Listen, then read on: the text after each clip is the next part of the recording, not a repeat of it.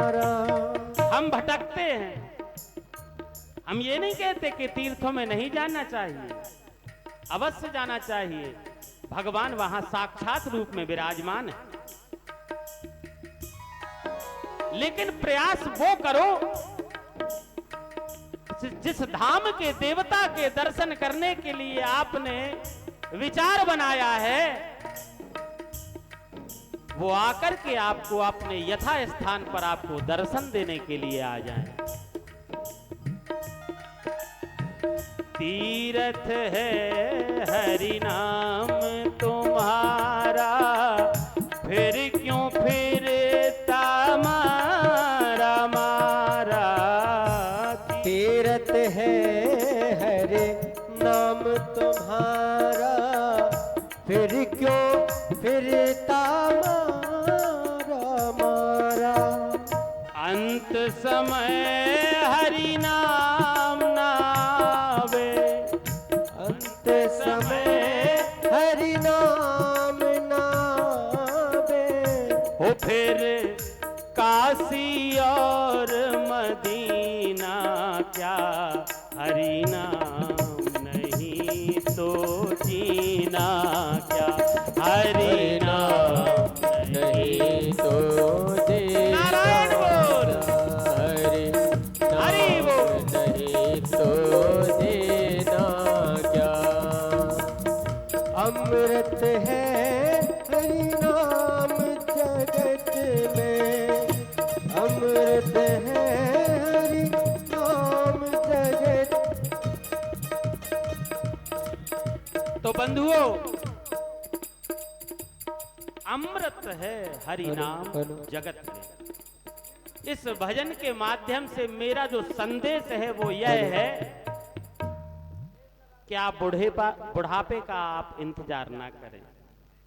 जिस समय भक्ति का बीजारोपण आपके हृदय में हो जाए, तभी से भगवान की ओर आप कदम बढ़ा दीजिए, क्योंकि भगवान का यह उद्घोष है। क्या?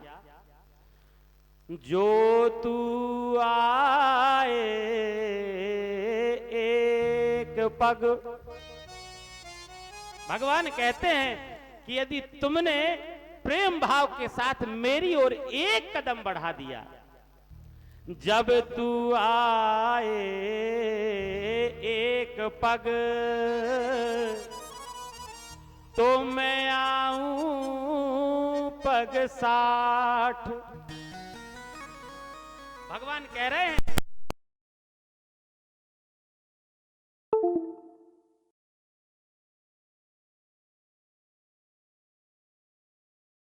लेकिन यदि तुम में अकड़ है, अभिमान है, तो जो तू आए एक पग, तो मैं आऊं पग 60। और जो तू सूखी काठ है, सूखी लकड़ी तो सभी ने देखी है, अकड़ी हुई रहती है। जो तू सूखी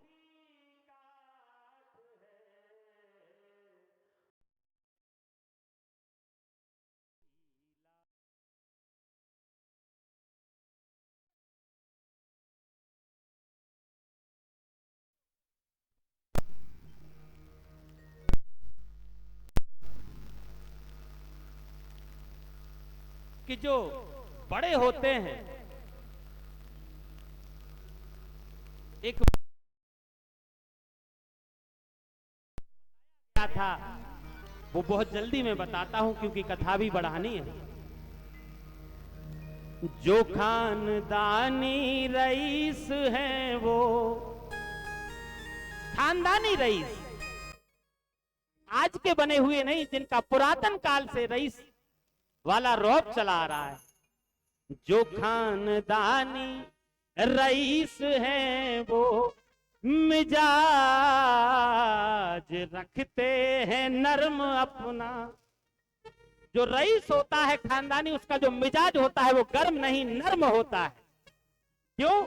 कहते हैं जिस वृक्ष में फल लग जाते हैं वो झुक जाता है, विनयवत हो जाता है। तो खानदानी बड़प्पन होना मतलब झुकने की उसमें कला है। क्योंकि उसी के यहाँ, उसी के द्वार पर साधु आता है, उसी के द्वार पर कोई सहायता मांगने आता है। जो खानदानी रईस हैं वो मिजाज रखते हैं नर्म अपना। तुम्हारा लहजा बता रहा है, तुम्हारा लहजा बता रहा है, तुम्हारी दौलत नई नई है। रचा है सृष्टि को जिस प्रभु ने, वही ये सृष्टि चला रहे हैं। रचा है सृष्टि को जिस प्रभु ने, वही ये सृष्टि चला रहे हैं। लगाया हमने जो पेड़ पहले, हमारा लगाया हुआ पेड़ कौन है? हमारा प्रारब्ध। कहते हैं ना कि जो कुछ भोगा जा रहा है वो प्रारब्ध का भोगा जा रहा है। और भगवान ने कहा प्रारब्ध से तो हम भी नहीं बच पाए, हमें भी अपने प्रारब्ध का भोग भोगना पड़ा। रचा है सृष्टि को जिस प्रभु ने, वही ये सृष्टि चला रहे हैं। लगाया हमने जो पेड़ पहले, और उसी का फल हम अब खा रहे हैं। तो जो भी हमें अच्छा बुरा यहाँ देखने को मिल रहा है, वह भगवान की कृपा और हमारा प्रारब्ध। तो अब भगवान का स्मरण करते करते उन्होंने कहा कि मैं बाहर नहीं आऊंगा, क्योंकि भगवान विष्णु की माया बड़ी बलवती है। तो स्वयं नारायण आते हैं और कहते हैं कि आप बाहर निकलो, मेरी माया का प्रभाव आप पर नहीं होगा। तो जैसे ही नारायण की ओर से आश्वासन मिलता है, सुखदेव भगवान, एक लीला होती है और माता को पुनः जमुआई आती है, और जैसे ही वह जमुआई लेती हैं, उनके मुख से निकलते हैं सुखदेव भगवान, और बाहर निकल करके नर शरीर लेकिन सुख सिर, और अपनी गर्भनाल हाथ में पकड़कर निकलकर बाहर जाते हैं। जिनका उपनयन संस्कार भी नहीं हुआ है। यम प्रव्रजंत मनुपेतमपेत कृत्यम, द्वैपायनो विरह कातर आजुहाव, पुत्रेति तन्मयतया तरवोभिने दुस्तम, सर्वभूत हृदयं मुनिमानतोऽस्मि, सर्वभूत हृदयं मुनिमानतोऽस्मि।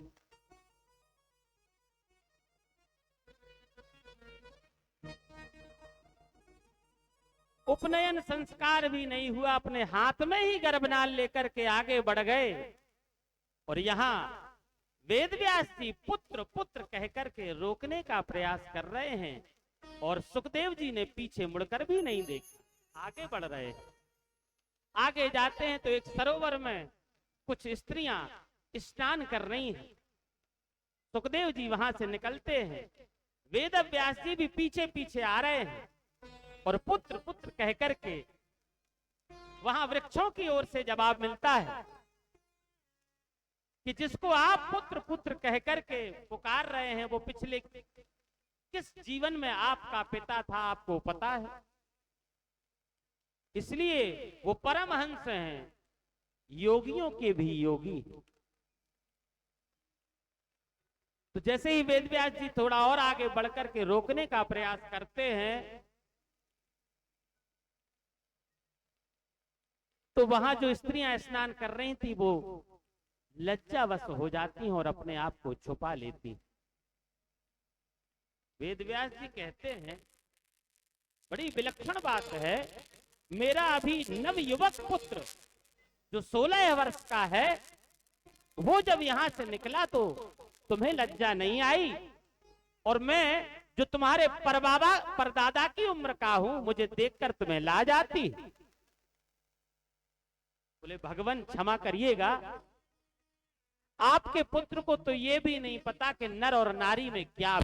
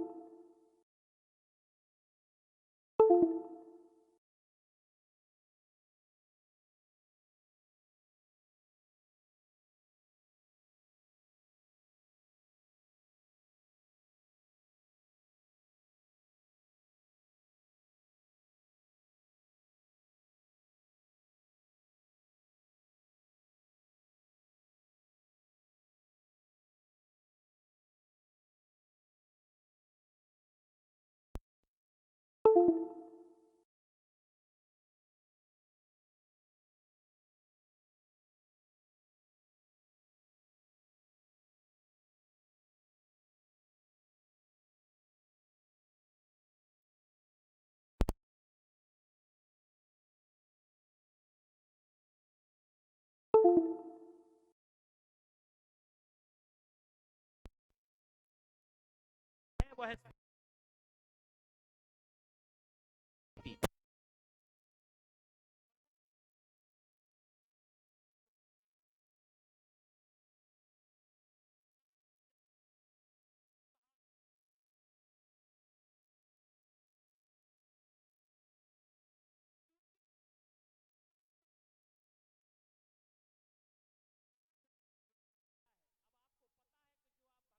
मांग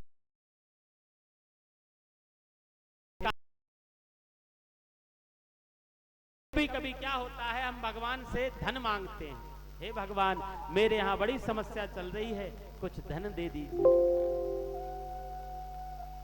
लेकिन भगवान कहते हैं मैं तुम्हें धन नहीं, तुम्हें विवेक दूंगा। विवेक आएगा तो धन तो पीछे पीछे आएगा, लेकिन विवेक के द्वारा अर्जित किया हुआ धन तुम्हें सद्मार्गी बनाएगा। धन की 3 गति हैं, पहला भोग, दूसरा दान, और जब ये दोनों नहीं होते हैं तो तीसरा अपने आप हो जाता है, उसे कहते हैं नाश। बहुत से सूम टाइप के लोग होते हैं, बहुत कंजूस, जोड़ते रहते हैं, जोड़ते रहते हैं, जोड़ते रहते हैं, ना तो भोग करते हैं, अच्छा ना खाते हैं, ना पीते हैं, ना पहनते हैं, ना उनका रहना, ना उनका निवास, बहुत साधारण स्तर का। उनके यहाँ कोई नाते रिश्तेदार भी यदि आ जाते हैं तो उन्हें 1 कप चाय पिलाने में भी बड़ी पीड़ा होती है। तो भोग से तात्पर्य है ऐसे कार्य किए जाएं जिनमें भगवान किसी ना किसी रूप में विद्यमान हो। कहते हैं अपनी आय का यदि दशांश दान किया जाए तो वह कई गुना होकर के वापस लौटता है। आप यदि 100 रुपए कमाते हैं, उसमें यदि 10 रुपए दान कर देते हैं तो ये मान करके चलिए कि भगवान आपसे सत्कर्म कराने के लिए आपको माध्यम बना रहे हैं। जैसे कई स्थानों पे बड़े बड़े लंगर चलते हैं, जहां हजारों ऐसे प्राणी जिन्हें 2 वक्त का भोजन नसीब नहीं होता, वहां जाकर के वह प्रसादी प्राप्त करते हैं। ऐसे धन कुबेर भगवान की कृपा से ही ऐसा कार्य कर पाते हैं। इसलिए यदि हम अपनी आय का दशांश देते रहेंगे तो भगवान हमें सत्कर्मों के लिए प्रेरित करेंगे और वहां उसकी व्यवस्था भी कर देंगे। तो हमें निष्काम भाव से भगवान का जोड़ उनसे बनाना चाहिए, क्योंकि निष्काम धर्म से ऊंचा कोई और धर्म नहीं है। बंधुओं, मंदिर हमारा जो जाना होता है वह हमारा धर्म है। भागवत हम इसलिए सुने कि ये भागवत सुनना हमारा धर्म है, इसे मनोरंजन की दृष्टि से कतई ना माने। भागवत का श्रवण पान अर्थात मनोपरिवर्तन, मन का परिवर्तन। मन जो विषयों में रागों में लगा हुआ है वह भगवान की ओर मुड़ जाए, इसलिए हम अपने मनोपरिवर्तन के लिए भागवत का श्रवण पान करें। अब दूसरा प्रश्न है कि मंदिर में देवता कौन सा श्रेष्ठ है। सूत जी ने कहा, जिस प्रकार से एक महिला जब वो कुंवारी है फिर उसका विवाह किया जाता है तो पति के रूप में एक नर होता है और उस पति का परिवार होता है, बड़े बुजुर्ग होते हैं। तो जैसे जैसे उसको जानकारी होती जाती है वह यथोचित आदर सम्मान अपने परिवार में देती है। ससुर हैं, सास हैं, जेठानी हैं, जो भी उसके पूज्य रिश्ते हैं वह सबका आदर सम्मान करती है। लेकिन जो समर्पण का भाव उसका पति के लिए होता है वो किसी के लिए नहीं होता। आपकी जिस भी देवता में निष्ठा हो, चाहे वो राम हो, कृष्ण हो, हनुमान जी हो, शंकर भगवान हो, देवी भगवती हो, कोई भी हो, निष्ठा एक में रखो और आदर सबका करो, किसी की निंदा मत करो। मान लीजिए आप हनुमान जी महाराज के अनन्य रसिक हैं और आप बैरागढ़ में जाकर के धाम में वहां माता रानी से प्रार्थना करते हैं, तो चाहे आप इनके समक्ष प्रार्थना करें या उनके समक्ष प्रार्थना करें, प्रार्थना का एक ही भाव होना चाहिए कि हे मां, हे श्री राम जी के चरणों के सेवक, अनन्य अनुरागी, अनन्य रसिया, मेरा श्री कृष्ण के चरणों में अनन्य भाव प्रेम बना रहे और मजबूत हो, तो उनकी कृपा से आपके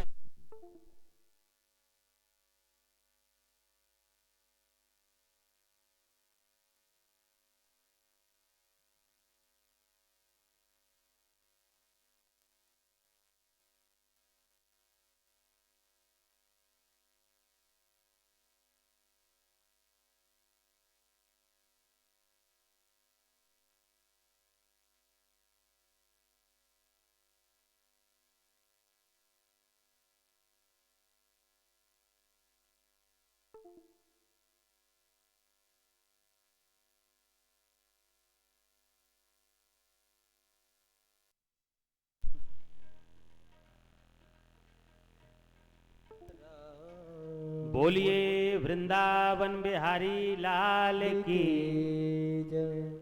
तो बंधुओं, जिस प्रकार से पेड़ की जड़ में पानी डाला जाता है, खाद डाली जाती है और वह यथोचित भाव से पत्तों में, शाखाओं में और फलों तक पहुंचती है, लेकिन मूल तो जड़ है। आप पत्तों में तो पानी नहीं डालते ना, पानी तो हमेशा जड़ में डाला जाता है। इसी प्रकार से आपकी निष्ठा किसी भी में भी हो, वह जाएगी तो सीधा श्री कृष्ण भगवान के श्री चरणों में। इसलिए बंधुओं, निष्ठा एक के साथ साथ आदर का भाव सभी देवी देवताओं के लिए हमारा होना चाहिए। जैसे एक साधे सब सदे, सब साधे सब जाए। एक को साध लो, वो सबको साध लेता है। यही भाव हर भक्त के अंदर होना चाहिए। एक भगवान श्री कृष्ण यहां गीता में कहते हैं, अनन्यान् चिन्तयन्तो माम् ये जना पर्युपासते तेषां नित्याभियुक्तानां योगक्षेमं वहाम्यहम्। हे अर्जुन, जो प्राणी अनन्य भाव से केवल मेरे ही सुमिरन में है, मेरा ही उसको आसरा है, तो उसका योग और क्षेम मैं ही वहन करता हूं। आने वाली कथा में किसी दिन इस पूरे श्लोक का मैं भाव सहित आपको वर्णन करके सुनाऊंगा। आज कथा बड़ी है इसलिए मैं यहां से आगे बढ़ता हूं।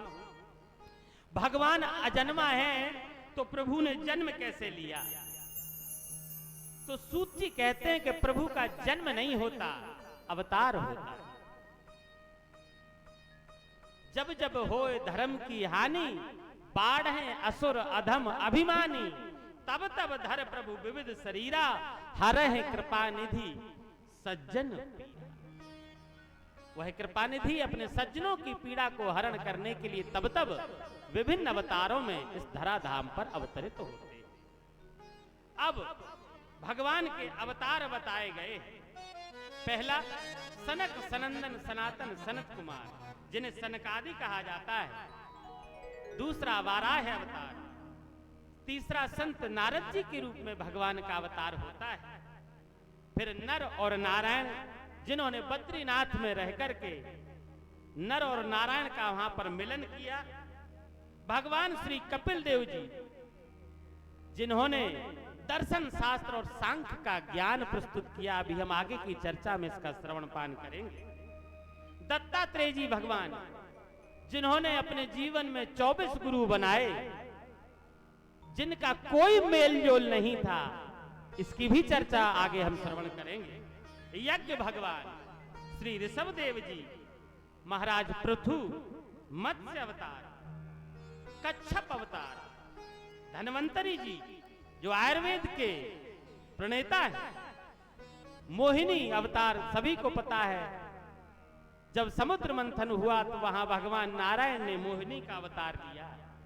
श्री नरसिंह जी का अवतार, जो प्रहलाद के विश्वास पर खंबे से प्रकट हो गए।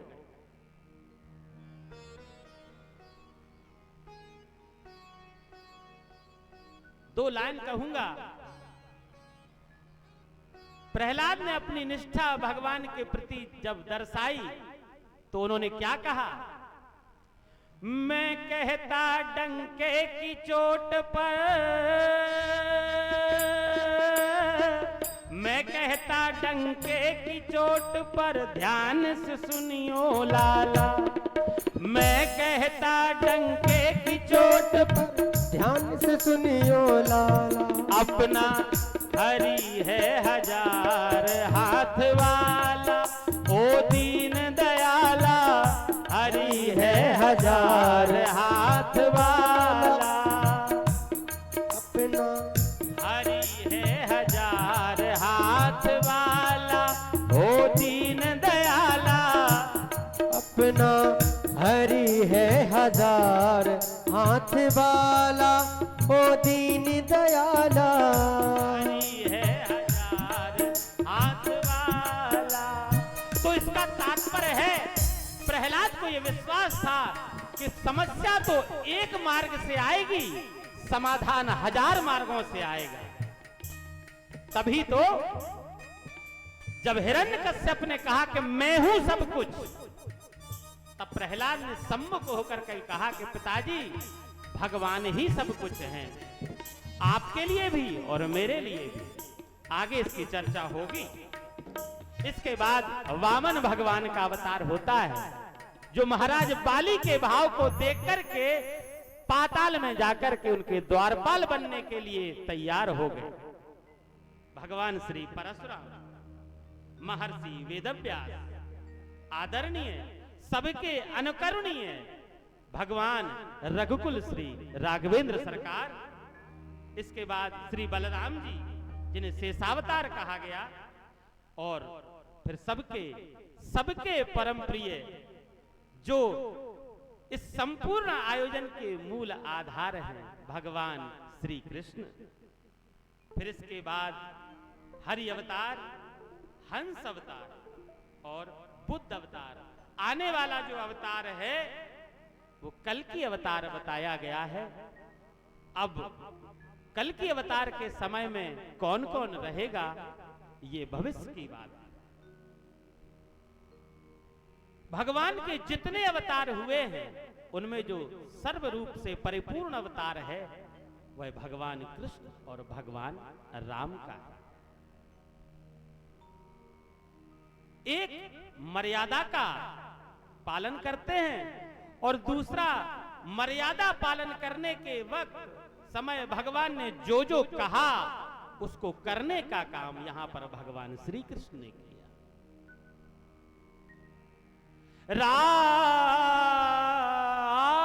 कृष्ण दोए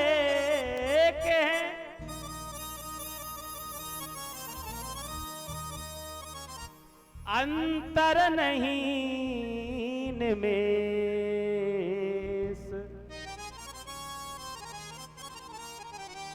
राम कृष्ण दो एक, राम कृष्ण दो एक हैं, अंतर नहीं निमेष। और उनके नयन गंभीर हैं और इनके चपल। भगवान चेहरे, भगवान की जो मुखाकृति है, जो माधुर्य है, उसका रसपान करने का एक अलग आनंद है।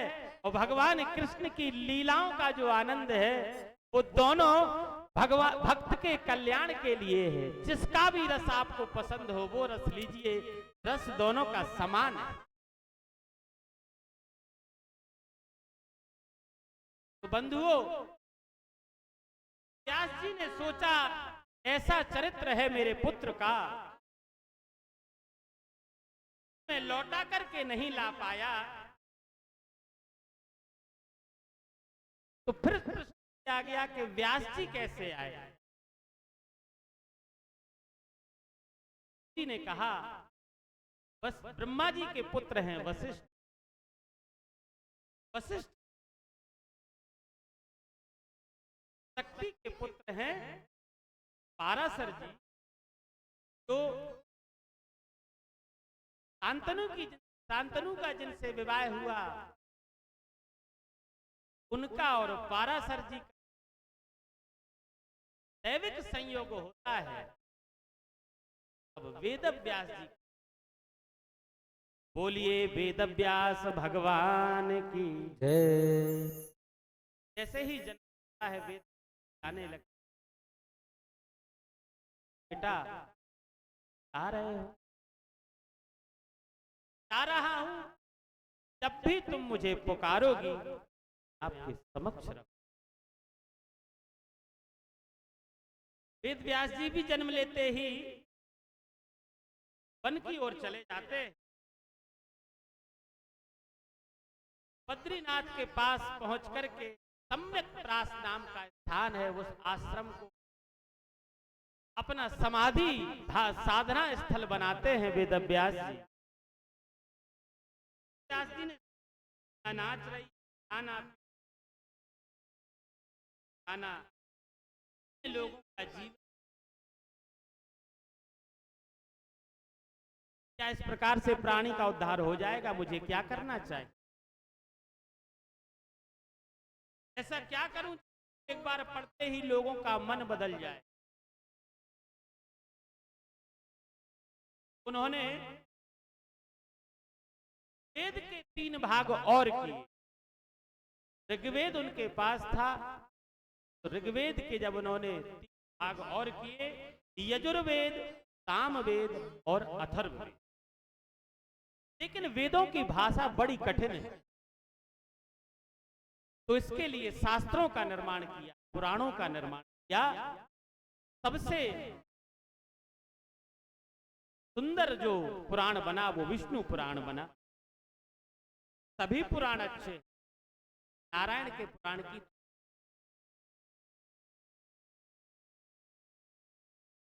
17वें पुराण के रूप में महाभारत का निर्माण रचना की, जिसको 1 लाख श्लोकों से सुसज्जित, फिर भी मन में शांति का भाव।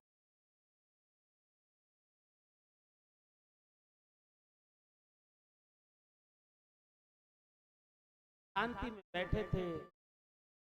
जब भी कोई नई लीला नारद जी को आगे आता है, नारद जी आते हैं कि ये पाराशर क्या कारण है। भगवान आप तो जानते, लिखा है मैं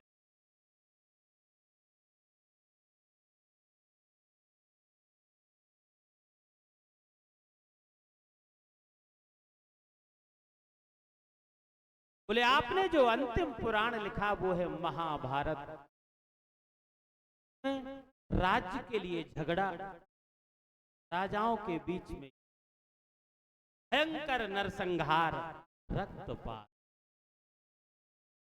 यह सब जब आपने लिखा तो आपकी आत्मा वो रक्तपात प्रभाव में आ गई। बोले फिर क्या करना? बोले आप यदि भगवान के माधुर्य रस लीला का यदि आप रचना करें, अभी तक आपने धर्म अर्थ काम मोक्ष किया, अब यदि भगवान की लीलाओं का भी आप गायन कर हेतु पुराण का निर्माण करते हैं, न केवल आपको शांति प्राप्ति होगी, जगत के प्राणियों के मन की अशांति दूर हो जाएगी। ऐसा कहकर के नारद जी ने चतुष श्लोकी भागवत श्रवण कराई। वेद व्यास जी ने ध्यान लगाया, नारायण का ध्यान किया। नारायण तुरंत भगवान श्री कृष्ण और वेद व्यास जी की लेखनी उठ गई और आरंभ। श्रीमद् भागवत महापुराण का जब निर्माण हो गया, अब सोचा कि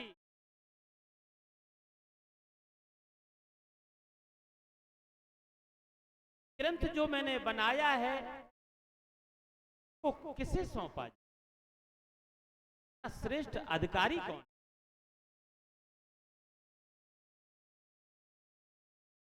तो उन्होंने अपने पुत्र की खूबियों के बारे में सुना था। वो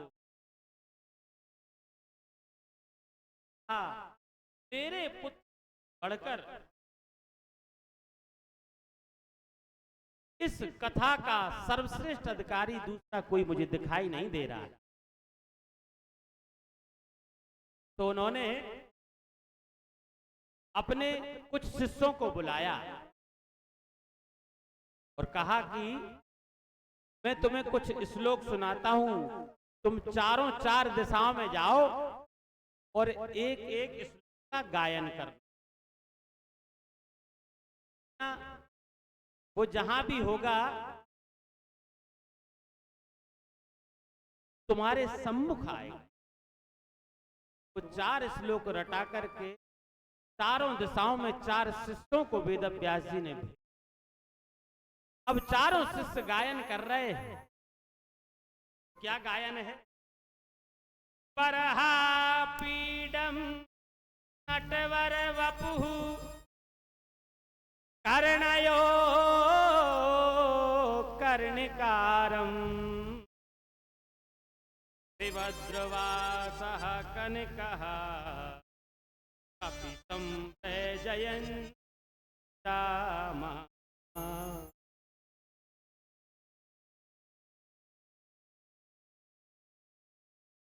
आधा श्लोक समाधिस्थ भगवान सुखदेव के कानों में पड़ा। जैसे ही यह श्लोक सुना कि भगवान की सुराहीदार गर्दन है, कटीले कर्ण हैं और एक ही कान में पुष्प है। जब मधुमंगल श्री दामा कहते हैं कि लाला इस कान में ये पुष्प अच्छा नहीं लग रहा है, तो इस तरीके से उछालते हैं उसको हल्का। इस प्रकार की छवि है। तो समाधि टूट गई, बाहर निकल के आए। और सुनाओ? बोला और नहीं आता, और नहीं आता। बोले अगर आपको और सुनना है तो हमारे गुरुदेव के पास चलो। चले गए, पुनः बैठ गए। वो तो जान गया था कि यही है। तब तक क्या होता है, उसका दूसरा साथी आ जाता है। वो कहता है मैं हूं में बैठे लोग को मत सुना। और यहां उस छवि को जैसे ही धारण किया तो कहने लगे कि जरूरी है, यह आवश्यक तो नहीं कि जिसका स्वरूप अच्छा हो उसके गुण भी अच्छे हो। स्वरूप के साथ साथ गुणों का अच्छा होना भी आवश्यक है। अब तक दूसरे शिष्य ने दूसरा श्लोक, अहो वकीय स्तन कालकूटम सिद्धांस या पाय यदाप्यसाध्वी देवे गतिम धात्र्यु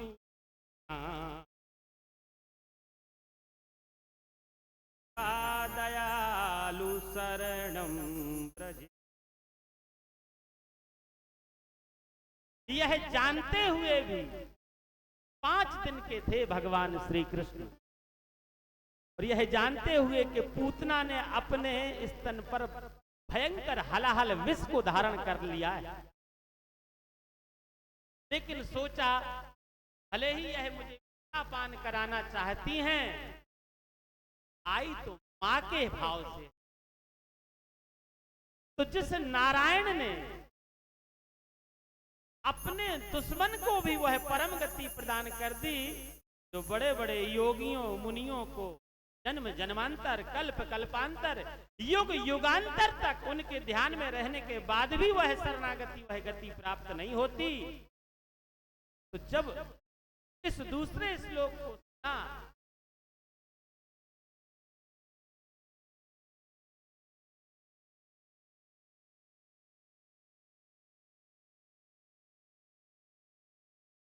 उससे भी कह और सुनाओ और सुनाओ, मैं तो इतना ही आता है, आपको और जानने की इच्छा है तो हमारे गुरुदेव के पास चलिए, उनके पास तो अपार भंडार है।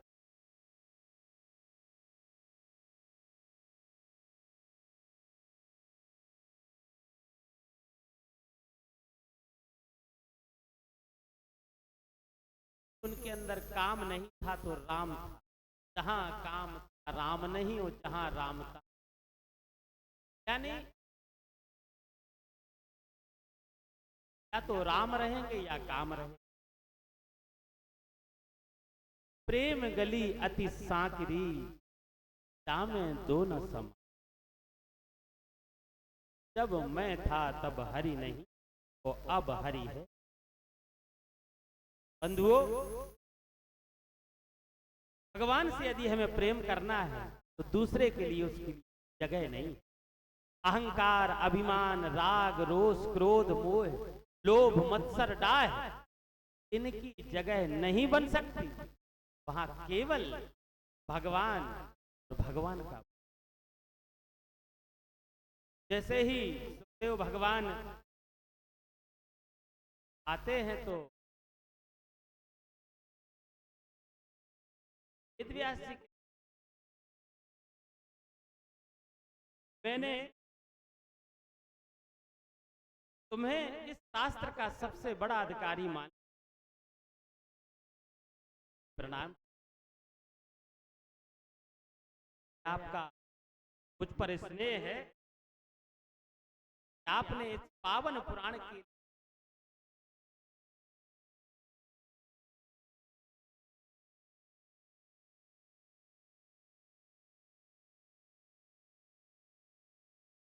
प्रश्न किया।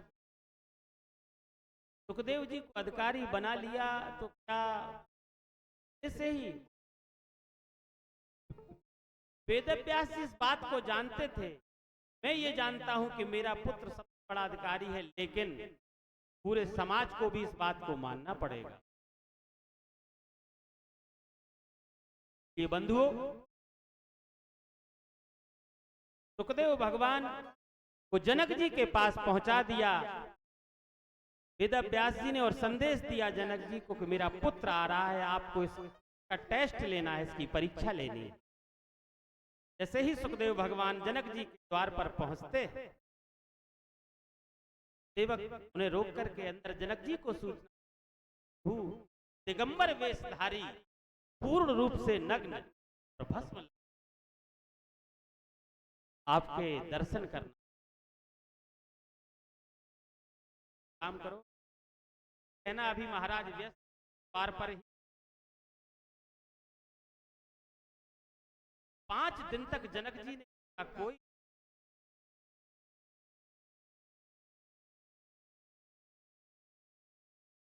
आकृति कोई परिवर्तन आया क्या? तो भगवान जैसे मिले थे वैसा ही भाव आज है, कोई परिवर्तन नहीं। मन में जनक जी पीड़ा से भर गए, बोले हे क्या करना?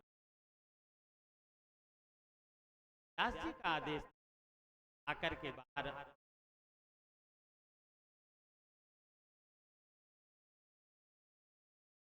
आपसे वेदांत का ज्ञान,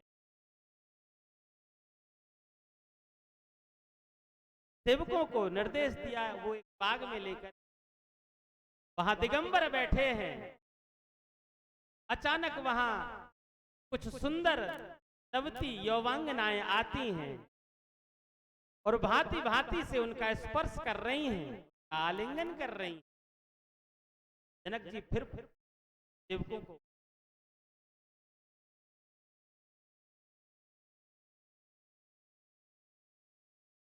जनक जी आते हैं, साष्टांग दंडवत हो प्रणाम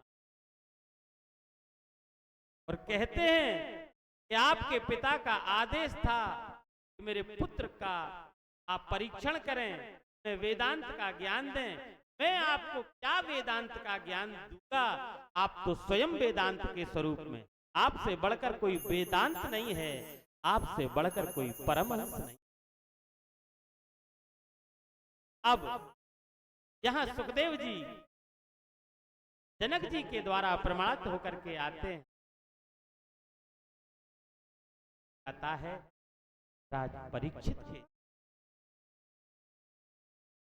कि सुखदेव जी और परीक्षित जी में एक समानता है।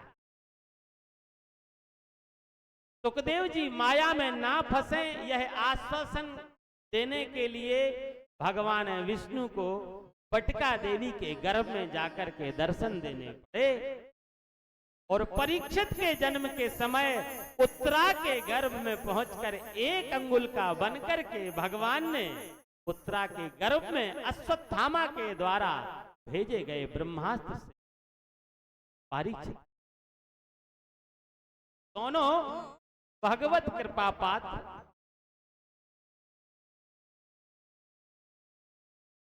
यदि उत्तरा अपनी रक्षा के लिए भगवान का ध्यान करती, लगता है भगवान सोच विचार में पड़ जाते। उत्तरा ने प्रार्थना, हे भगवान, गर्भ में इस कुरुवंश का बीज पड़ा हुआ है, इस रक्षा की। तो पुत्र की रक्षा के लिए भगवान माधव मुरारी का आवाहन किया, तो भगवान ने वहां परीक्षित दोनों भगवान की कृपा पात्र।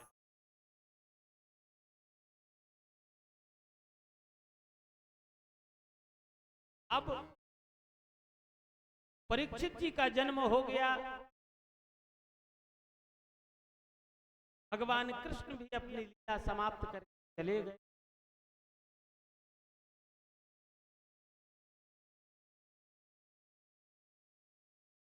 परीक्षित संपूर्ण पृथ्वी, जहां तक सप्तद्वीपीय पृथ्वी थी, वहां के अधिपति बन गए, शासन। एक दिन उन्होंने एक दृश्य देखा। एक काला शरीर, बहुत बलिष्ठ, बहुत कुरूप है वो।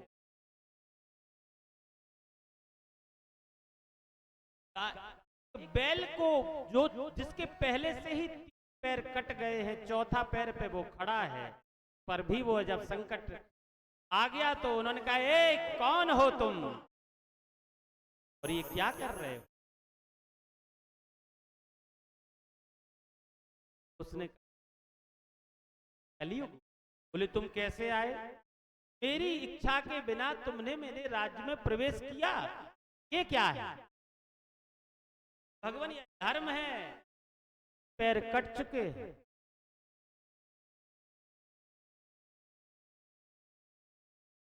शौच, दमा, दया, ये जो बताए गए हैं उन्हीं में सत्य भी एक स्तंभ है, उस पैर है जो बचा हुआ है। तो बोले यदि क्या ऐसे भी काट दोगे? उसको मुक्त किया। कहते हैं कि सत्य बचा है लेकिन बिरले लोगों के ही अंदर।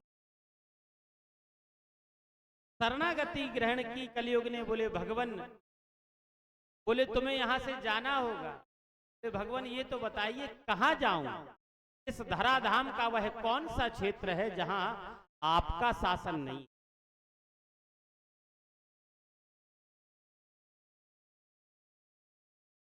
रहना तो होगा मुझे।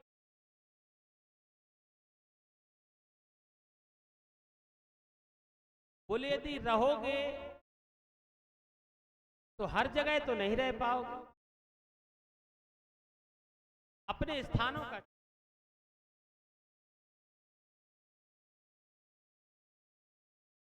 तो परीक्षित ने अपनी ओर से कुछ स्थान बताए। बोले जहां व्यभिचार हो, झूठ का बोलबाला होगा, युद्ध क्रीड़ा होगी, मदिरा पान किया, वहां तुम्हारा।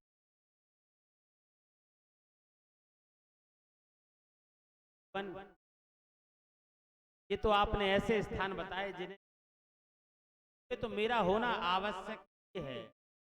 हाँ, तो मुझे होना ही चाहिए। कुछ ऐसा भी स्थान बताओ जहां मुझे रहने में थोड़ा आनंद हो। बोले तुम में खूबी क्या है जिसके आधार पर तुम्हें कुछ और अच्छा स्थान दिया? बोले भगवान, वैसे तो मैं अवगुणों का भंडार हूं, लेकिन जो खूबी मुझे दी गई है वो खूबी, वह जो गुण है, वह अन्य किसी युग में इतना प्रभावशाली नहीं है। अच्छा, ऐसा? कलयुग केवल नाम आधारा, कलयुग केवल नाम आधारा, सुमेरे सुमेरे नर उतरहि पारा, सुमेरे सुमेरे नर उतरहि पारा। तो उसने कहा कि मेरे इस युग में जो कोई नाम के सहारे रहेगा उसका उद्धार हो जाए।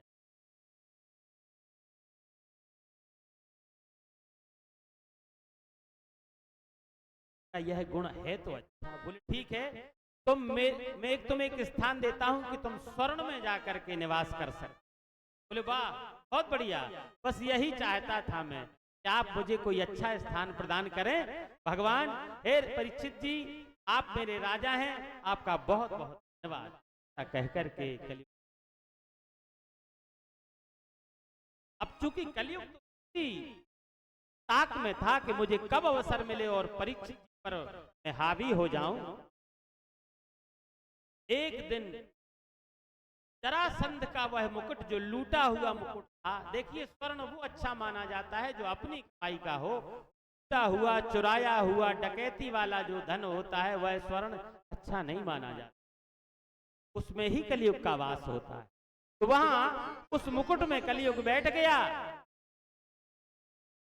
और एक दिन परीक्षित ने उस मुकुट को धारण किया और अपने कुछ मंत्रियों के साथ नगर के भ्रमण के, अपने राज्य के भ्रमण पर गए कि मेरी प्रजा का हालचाल क्या है।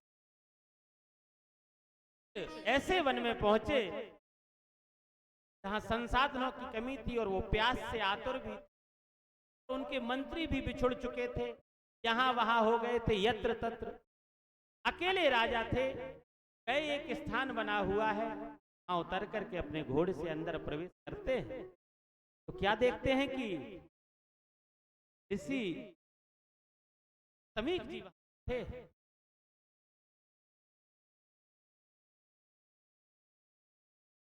बाबा मुझे बहुत प्यास लगी है, जरा पानी दो।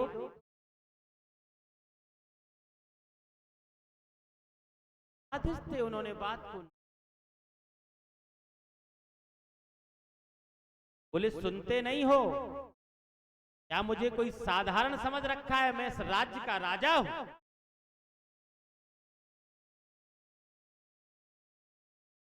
लेकिन समाधिस्थ समीक ऋषि ने कोई उत्तर नहीं दिया। आ गया, चूंकि कलयुग का वास हो गया था स्वर्ण में।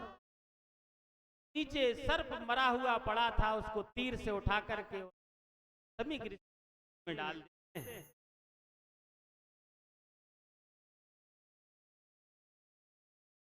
और चले जाते। वहां पर खड़ा हुआ यह देख दौड़ करके तो नदी में स्नान कर रहे थे। कहते हैं कि वहां जाकर के कहा कि ऐसी ऐसी घटना हो गई है, राजा परीक्षित ने आपके पिताजी की मरा हुआ सर्प डाला।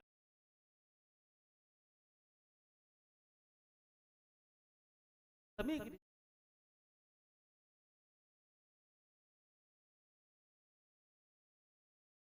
आप दे,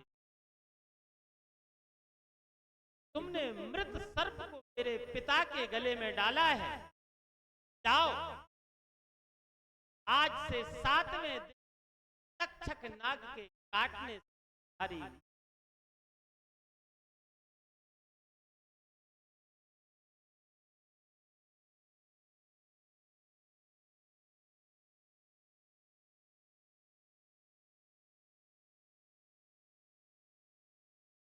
समीक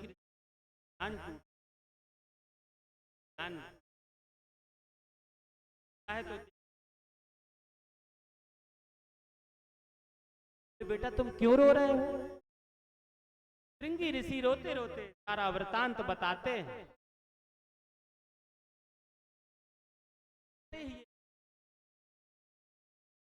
मेरे पुत्र ने यहाँ के राजा को क्या किया? वो हमारे शासक हैं, अब उन्होंने ऐसा क्यों किया वो तो मुझे नहीं पता, लेकिन तुम्हें इतना कठोर श्राप नहीं। और एक शिष्य को भेजा। तब तक परीक्षित घर पहुंच चुके। जैसे ही उन्होंने मुकुट को उतारा, पूरा वृतांत याद आ गया कि वो क्या करके आए।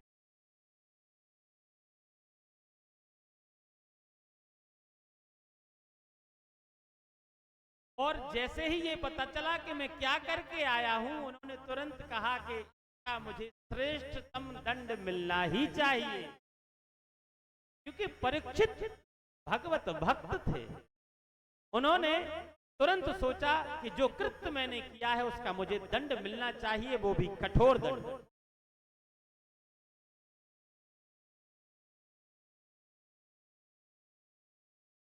तब तक के द्वारा जो भेजा गया सूचना आकर के आया, आपने ऐसा किया जिसके कारण ऋषि पुत्र श्रृंगी ने ऐसा ऐसा श्राप दिया।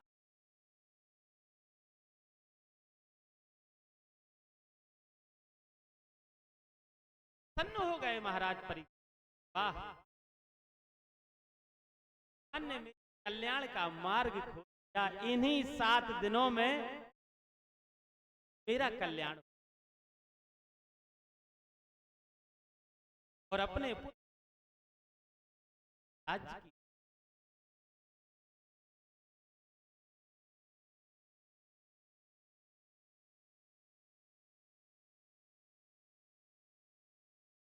क्योंकि गोविंद की कृपा उन पर होने लगी, का उन्हें आभास होने।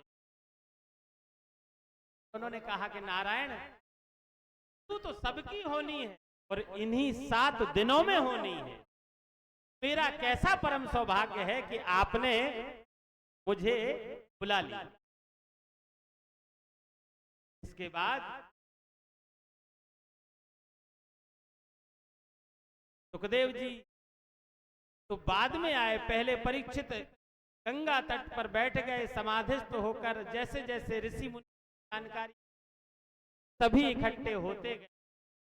फिर वहां सुखदेव जी आगमन होता है। कल सुखदेव जी परीक्षित जी के बीच वार्तालाप प्रारंभ होगा। थोड़े ही समय में हम सभी ध्रुव चरित्र प्रहलाद जी के तक का श्रवण करेंगे। आज भी थोड़ा देर से, थोड़ा विलंब से कथा हो पाई, इसके लिए भगवान मुझे क्षमा करें। कथा तो अधिक कहने का मन बना करके और समय लेकर के आ पाता हूं, लेकिन कुछ यहाँ ऐसी परिस्थिति जाती हैं, थोड़ा देर हो जाती। श्री चोपड़ा सरकार से निवेदन है, हे भगवान, प्रत्येक दिवस 3 बजे कथा प्रारंभ हो ही जानी चाहिए, क्योंकि जो उनकी कृपा से मुझे रसामृत प्राप्त है, उसके लिए अधिकाधिक समय का समायोजन मेरे अंदर होना। आने वाले समय में मैं समय का समायोजन करने का प्रयास करूंगा और अधिकाधिक कथा में आपको अन्य भावों से जोड़ने का प्रयास करूंगा। आइए समापन में भगवान से जुड़ते हैं और उसके बाद आरती होगी।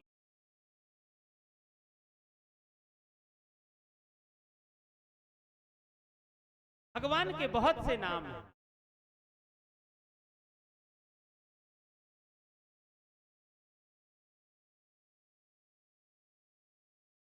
गोविंद कोई गोपाल, कोई कहे गोविंद कोई गोपाला, कोई कहे गोविंद कोई गोपाला, कोई कहे गोविंद कोई गोपाला, कोई कहे गोविंद कोई गोपाला, कोई कहे गोविंद कोई गोपाला, कोई कहे गोविंद कोई गोपाला, कोई कहे गोविंद कोई गोपाला। मैं तो कहूँ, जय हो, मैं तो कहूँ सांवरिया बांसुरिया वाला, मैं तो कहूँ सांवरिया बांसुरिया वाला, हो मैं तो कहूँ सांवरिया बांसुरिया वाला, मैं तो कहूँ सांवरिया बांसुरिया वाला।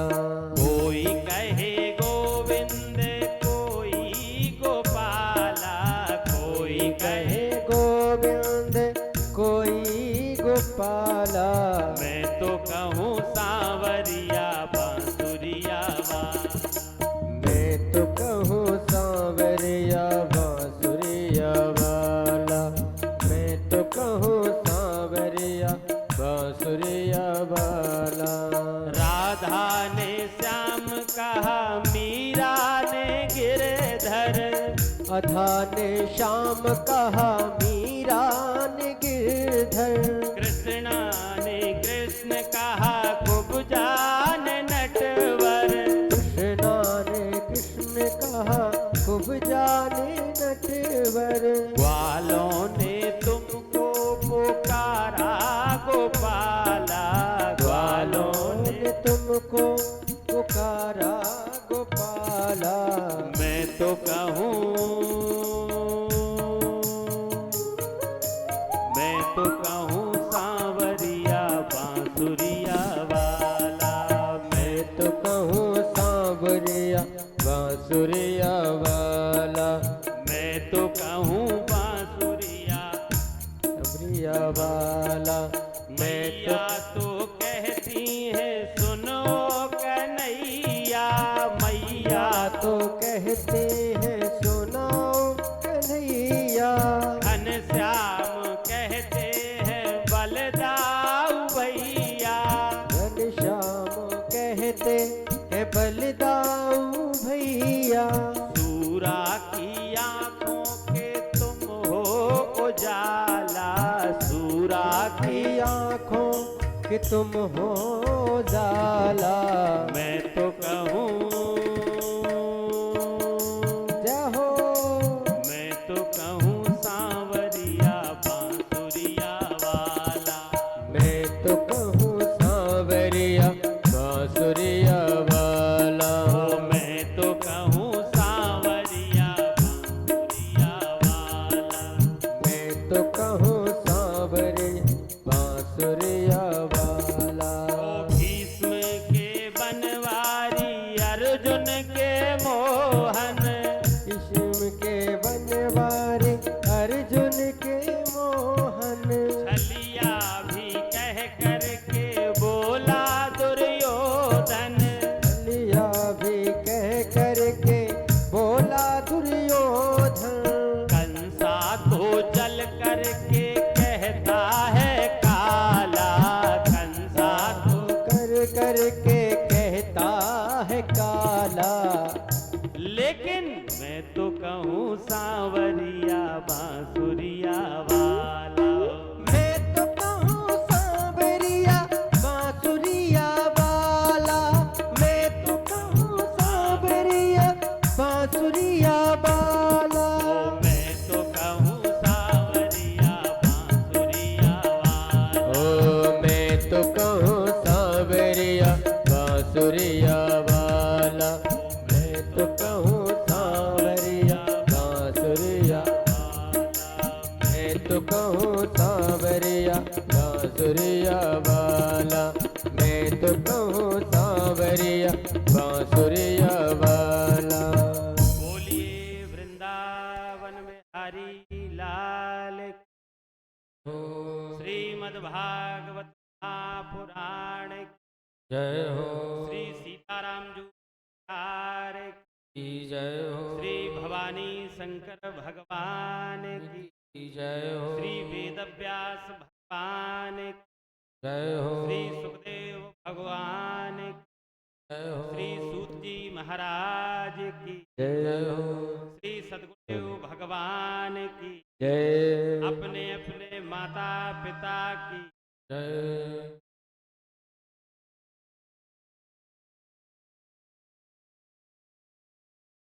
श्रीराज अभी स्थान पर हो जाए। श्रीमद् भागवत आरती प्रारंभ होने जा रही है। जो मुख्य यजमान है वो व्यास नजदीक।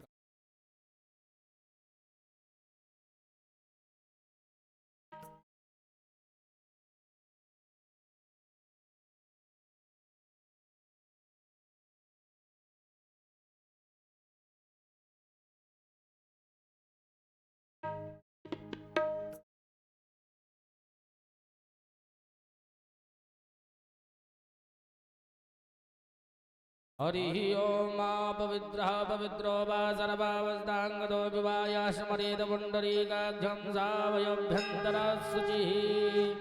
आजम्यहं केशवाय नमः केशवपुनादु। ओं नारायणाय नमः नारायणपुनादु। माधवाय नमः माधवपुनादु। हस्तौ प्रक्षाल्यः। हरि ओम चंद्रमा मनसो जातचक्षुः सूर्यो अजायत श्रोत्रद्वाश प्राणशमुख अग्निरजायत। बसा कर तेरे मूर्ति उतारूं मैं प्रभुवर तेरी आरती। मन में बसा कर तेरी मूर्ति उतारूं मैं प्रभुवर तेरी आरती। मन में बसा कर तेरी मूर्ति उतारूं मैं प्रभुवर तेरी आरती। करुणा करो कष्ट हरो ज्ञान दो भगवान। भव में फंसे नाव मेरे तार दो भगवान।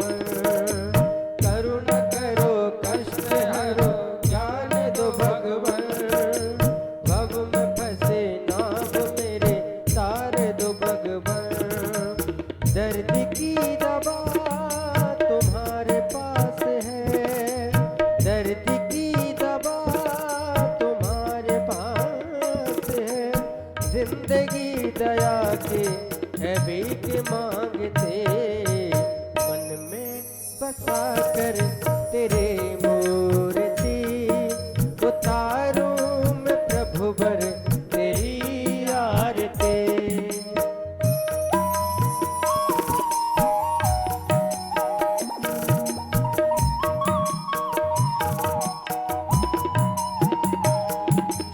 मांगू तुझसे क्या मैं यही सोचूं है भगवान, जिंदगी जब तेरे नाम करती है अर्पण। मांगू तुझसे क्या मैं यही सोचूं है भगवान, जिंदगी जब तेरे नाम करती है अर्पण।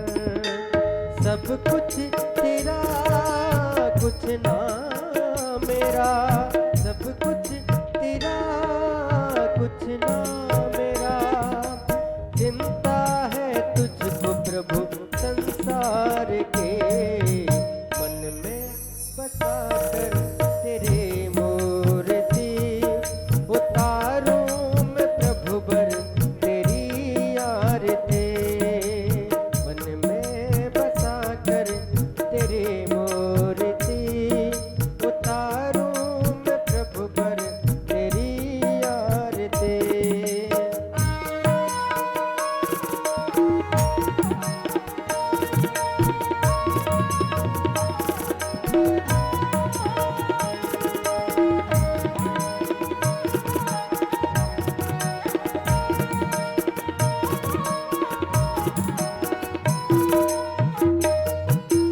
वेद तेरी महिमा गान संत करे ध्यान, नारद गुणगान करे छेड़े बेड़ा तान।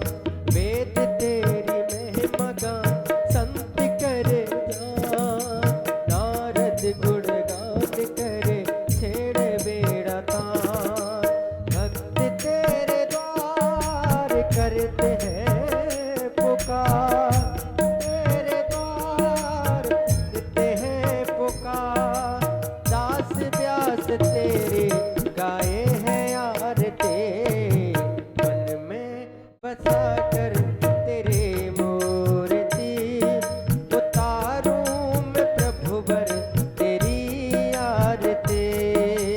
मन में बसा कर तेरे मूर्ति उतारूं मैं प्रभु बर तेरी आरती। मन में बसा कर तेरे मूर्ति उतारूं मैं प्रभु बर तेरी आरती।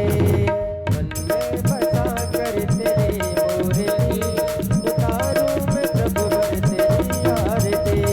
उतारूं मैं प्रभु बर तेरी आरती, उतारूं मैं प्रभु बर तेरी आरती, उतारूं मैं प्रभु बर तेरी आरती। कर्पूर गौरम करुणावतार, सारे सारम भुजगेंद्र हार, सदा वसंतम अवं भवानी सहितं नमामि। त्वमेव माता जगता त्वमेव, त्वमेव बन्धु जगता त्वमेव, त्वमेव वेद्या त्रिगुणं त्वमेव, त्वमेव सर्वं मम देव देव। हरे राम राम राम, हरे हरे हरे कृष्णा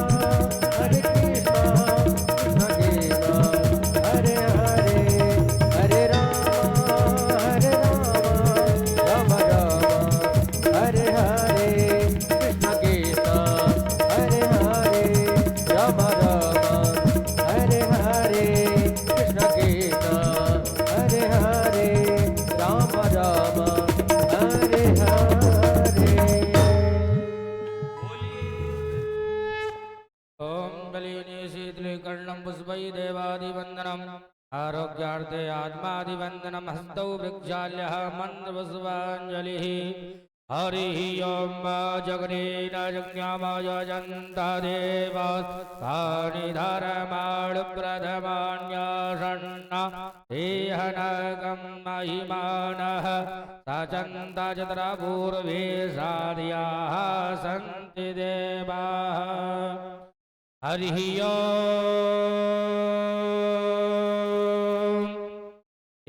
एकदन्ताय विद्महे वक्रतुण्डाय धीमहि तन्नो दन्ती प्रचोदयात् हरिः ओम् कात्यायन्यै च विद्महे कन्याकुमारी च धीमहि तन्नो दुर्गा प्रचोदयात् हरिः ओम् गणअम्बिकायै च विद्महे कर्मसिद्ध्यै च धीमहि तन्नो गौर्या प्रचोदयात् हरिः ओम् अंजनीनंदनाय विद्महे वायुपुत्राय धीमहि तन्नो हनुमत् प्रचोदयात् हरिः ओम् तद्मुरुगाय विद्महे महादेवाय धीमहि तन्नो रुद्रा प्रचोदयात् हरिः ओम् महालक्ष्मै च विद्महे विष्णुपत्नी च धीमहि तन्नो लक्ष्मी प्रचोदयात् हरिः ओम्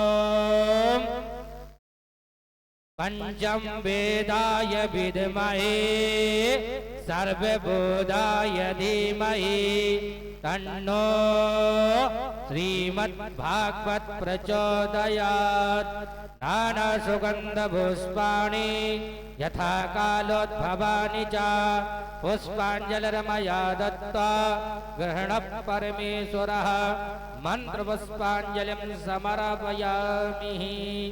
सभी यजमान जन हाथ जोड़कर भगवान से प्रार्थना करें, क्षमा प्रार्थना। मंत्रहीनम क्रियाहीनम भक्तिहीनम सुरेसुरा यत पूजितं मया देव परपूर्णं तदस्तु मे अपराध सहस्राणि क्रियन्ते हरनिशं मया दासो मां मत्वा क्षम्यतां परमेश्वरः। क्षमा प्रार्थना पूर्वकं समर्पयामि। सभी यजमान जन यथा स्थान खड़े हैं तो एक एक परिक्रमा कर ले। ओम जय तीर्थानि वजरन्ति शिखा हस्तानि गंगीडाः दीर्घागुं सहस्रयोजने विदन्वानि तन्मसि। बोलिए श्रीमद् भागवत महापुराण की, बोलिए व्यास जी महाराज की, बोलिए